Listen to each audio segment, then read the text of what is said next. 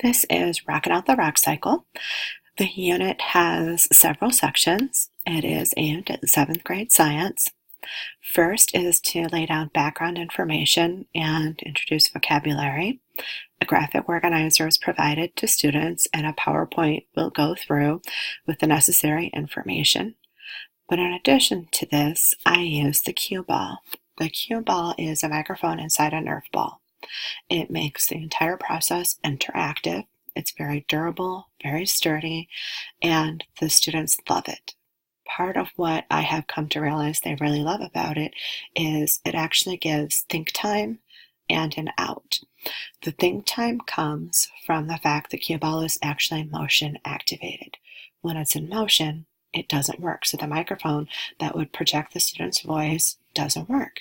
So they have to hold the cue ball for a 5 count, and that 5 count they are able to use to think of the answer. The out is because they have a ball. They can toss it to a friend, kind of like that old game show where you could phone a friend. And it keeps the rest of the room very on track because I institute the rule that it can't be where everyone raises their hand. You have to just toss the ball. So everyone has to pay attention to who has the ball, where they're stuck, where they're not stuck. When I have the PowerPoints and the notes for the presenter, I do put questions specifically for the cue ball to help everything stay on track. For the presentations, which is the next section, students are doing research into the rock cycle, 3 different types of rocks and how they're made. They are to create their own artwork, not just copy and paste, because that takes away from a lot of the learning. When they have to create it themselves, it's something much easier. And drawing rocks is something that almost every student can do. And when they're in groups creating these presentations, there's always someone in their group who can help them. A checklist is given as well as the rubric. I'll show you the rubric in a moment. The checklist is usually including vocabulary. If I don't have a spot on the checklist for vocabulary, it is big and huge and on the walls, and it's in more than one section in the room. I want to make sure that the students have both the rubric and this checklist. I found when they have both, I get much better quality work. The day of research, students are given warnings about using their own art, stressing the vocabulary. They've been working on research a lot prior to this in 7th grade, so the type of sites usually just needs a reminder.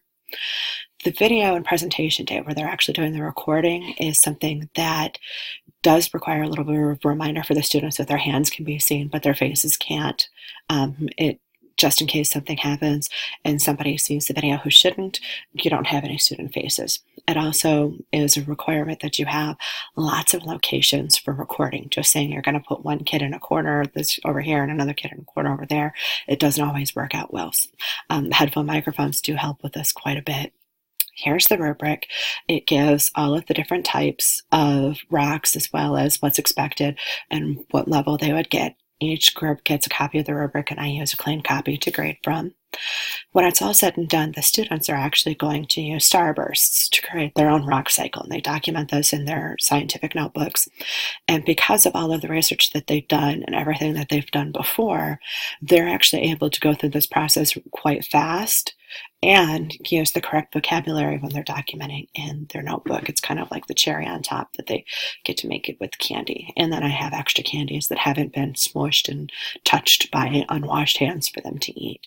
And it becomes quite a good time all the way around. That is the end of the week, and by the end of this week, students will have a very clear concept of what the rock cycle is, and then be able to use that to build onto for when we go ahead and tackle relative dating. Thank you.